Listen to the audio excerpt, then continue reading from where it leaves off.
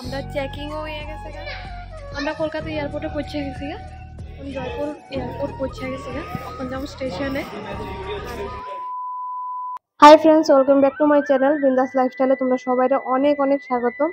তো এখন বাজে রাত্রে 3:30, মানে ভোর 3:30, আর আমরা উঠে গেছি গা, কারণ সকাল 8টার সময় আমরা ফ্লাইট। আর এখনো মানে পুরা প্যাকিং কমপ্লিট হয়েছে না। তো আমরা ঘুমাইছিলাম 12টার দিকে, খাওয়া দাওয়া করে সে ঘুমাইতে ঘুমাইতে 12টা বেজে গেছিল গা। তো প্যাকিং পুরো হয়েছে না, দেখতেছো সব দিকে শুধু কাপড় চোপড় ছিটায় রয়েছে। একটা ব্যাগ শুধু প্যাকিং হয়েছে, আরো একটা ব্যাগ রয়েছে, কিট ব্যাগ রয়েছে। তারপরে মা এদিকে রুটি বানিয়ে লাইতেছে, আর এদিকে বুবু রেডি, আর আমিও রেডি হয়ে গেছি গা। তো আর এখন আমরা প্যাকিং কমপ্লিট, আর মাও কান্না করতেছে, দিদাও কান্না করতেছে বুবুরে ধরে শিরা লেগা। সারাদিন দিদার লগে আর মার লগে বুবু থাকছে, আর আমি যদি আমার কোনো কাজে টাজে যাইতে লাগছে সারাদিন তারার লগেই থাকছে। তো তারা খুব কান্না করতেছে, তো আমারও খুব খারাপ লাগতেছে। লেগা মার এখানে আওয়ার পরে মা আমারে কোনো কিছুই করতে দিছে না, আর টুকিটাকি যা আমি কাজ করছি এটি আমি নিজে থেকে জোরদস্তি করছি। কিন্তু এখন নিজের ঘরে যাওয়ার পরে তো আমার সব কিছু এখন আবার একা একা করতে লাগবো। আর আমার মার কাছে আওয়ার পরে আমার মা আমার এটা একটু ফিল হইতে দিছে না যে আমার ছেলেরে আমার খাওয়াইতে লাগবো, আমার ছেলেরে আমার স্নান করাইতে লাগবো।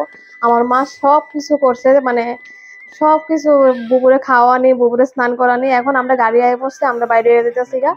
আর এখানে আইসে মানে আমি আর চোখের জল আটকাইতে পারতেছি না। এখন যে বয়স দিতেছি, আমি বয়সের মধ্যে আমার চোখের জল আটকাইতে পারতেছি না। এখন বাজে ভোর 5টা, আর আমার বান্ধবী এসে আমার লগে দেখা করতে। তো আমার বান্ধবী কইতাছে কান্দিস না। ও আমার সামনে কান্দো না, কারণ আমি জানি যে ও জানে যে কানলে মানে আমি মানে খুব ইমোশনাল হয়ে যাই গা। ও আমার এন্টারটেইন করার লাগা কইতাছে 3জন যাইতেছে, 4জন আইবি। তারপরও আমি মানে আমার চোখের জল আটকাইতে পারতেছি না। তো মার লগে দিদার লগে লাস্ট আবার গলাগলি করে লইতাছি, কবে আবার জানি দেখা হইব কইতে পারতেছি না। তো পিছনে দেখতেছ আরেকটা দিদিও আইছে দেখা করতে।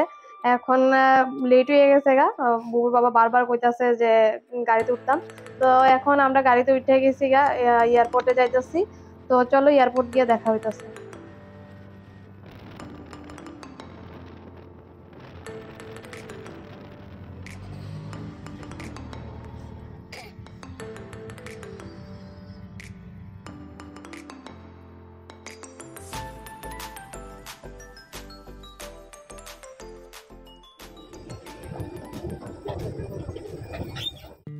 আমরা চেকিংও হয়ে গেছে গা, বোর্ডিংও হয়ে গেছে গা, বোর্ডিং হয়েছে না, চেকিং হয়ে গেছে গা। তো এখন ঘর থেকে যে টিফিন আনছি টিফিন করুন, টিফিন কইরা এরপর তো বোর্ডিং শুরু হয়ে যাবে। আর 15 মিনিট বাকি আছে। তো টিফিন অবশ্যই মা বানাই দিছে, আমার মাই বানাই দিছে।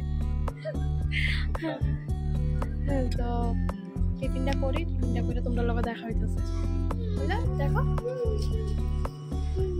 আমরা এখন বোর্ডিং হয়ে গেছে গা, আর এসে আমরা ফ্লাইট। বাবু কোথায় যাচ্ছে? কোয়ার্টারে না বাড়িতে যাইতেছে। তো চলো ফ্লাইটে যাই। আমার আর চিন্তা নাই, কয়দিন পরে আমার ছেলে আমার জিনিস উঠাইতে পারবো। বাবু কি উঠিয়েছ? কি উঠিয়েছ? আরে তুমিও ব্যাগ নিয়েছ? এখন আমরা ফ্লাইটে বইয়ে গেছি গা। বাবু দিদনের কথা মনে পড়ছে? দিদনের কথা, ওর কেউ কথা মনে পড়ে না। এখানে আমার হাজবেন্ড, উনি ক্যামেরা দেখতেই মুখ বন্ধ না মানুষ, ক্যামেরার সামনে মুখ খুলতে পারে না।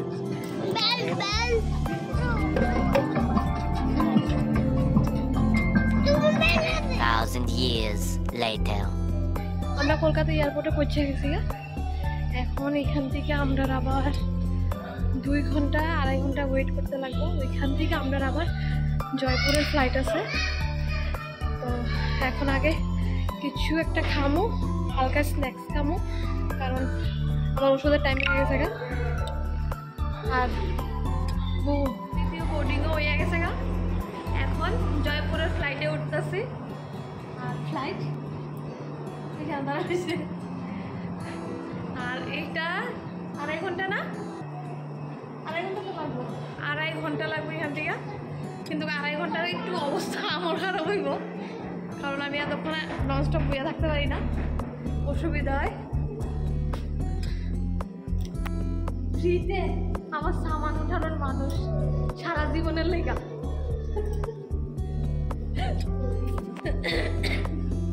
তো চলো জয়পুর গিয়ে দেখা হইতেছে। এখন ফ্লাইটে বসি যে 1 ঘন্টা হয়ে গেছে গা, আর সহ্য হইতেছে না, কোন সময় জানি নামু। তো এইখানে আমি একটু হালকা স্ন্যাক্স লইয়া লাইছি, কুকিজ লইছি আর চিকেন নুডলস লইছি আর কোল্ড ড্রিঙ্কস লইছি। শুরু থাকলে কত মজা না, যে তুমি যেন খুশি আনো ঘুমাই যেতে পারবা, যেন খুশি আনো তুমি যা খুশি করতে পারবা, কেউ কিচ্ছু করতো না। এই বহু এখানে বিন্দাস ঘুমাই গেছে, আমি না শান্তিতে বইতে পারতেছি না শান্তিতে ঘুমাইতে পারতেছি, আর কোমর তো একদম ব্যান্ড হয়ে যেতেছে আমার। তো লাস্ট পর্যন্ত ভাবলাম না একটু বাইরের দিকে দেখে সেরই দেখি, টাইম পাস হয়নি। তো বাইরের দিকে দেখে সেরে দেখি যেমন কি আকাশের মধ্যে যেমন ট্রেনটা দাঁড়ায় রয়েছে, লড়তেছে না। তো বুবুরে এখন ঘুম থেকে উঠাইছি, কারণ ও খাইছে যে অনেকটা সময় হয়ে গেছে, তো হালকা একটু নুডলস খাওয়াই দিই ওরে। ফাইনালি আমি জয়পুর আয়া পৌঁছে গেছি। এখন জয়পুর এয়ারপোর্টে আছি, আর আমরা জিনিস আনার অপেক্ষা করতেছি কোন সময় জিনিসটা আইবো, আর জিনিসটা লই এসে বাইরে হবো। জয়পুর এয়ারপোর্ট পৌঁছে গেছি, এখন যাবো স্টেশনে। জিনিসটা লয়ে গেছে গা, 2 ঘন্টার মধ্যে আমাদের আবার ট্রেন আছে। হ্যাঁ টাইম হয়ে গেছে। তো আমরা গাড়ি আয়া পড়ছে, গাড়ি আগে থেকেই বুকিং আছিল।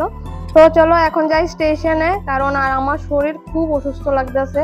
মানে 2বার ফ্লাইটে জার্নি করো, আগরতলার থেকে রাজস্থান অবধির মানে ফ্লাইটে আমার মানে বিশাল বড় ব্যাপার। আমি যে কেউ প্রেগনেন্সি অবস্থায় ট্রাভেল না করার লেগেই সব থেকে বেস্ট, কারণ আমি খুব অসুস্থ ফিল করতেছি। এখন আয় বসে আমরা স্টেশনে, আর স্টেশনের ক্যান্টিন থেকে আমরা লইয়া লাইতেছি স্পেশাল থালিটা রাত্রের লাইগা, কারণ ট্রেনের মধ্যে যদি ভালো খাবার না পাই তার লেগা স্পেশাল থালিটা লইয়া লাইতেছে। আর এখানে খাবারটা আগেও আমরা একবার ট্রাই করছিলাম, খুব ভালো খাবার। তো এর লেগে এখান থেকে রাত্রে লেগে খাওয়ার লইয়া লাইছি। তো এখন খাওয়ার প্যাকিং করানোর লেগে অপেক্ষা করতেছি। জয়পুর স্টেশন পৌঁছে গেছি, এখন প্যাক লাঞ্চ লইতেছি।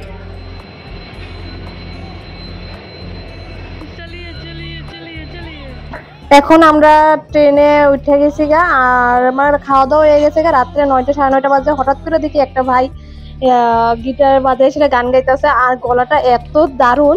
তো চলো তোমরা লোক শেয়ার করি, তোমরা কেমন লাগছে অবশ্যই কমেন্ট বক্সে জানাইও।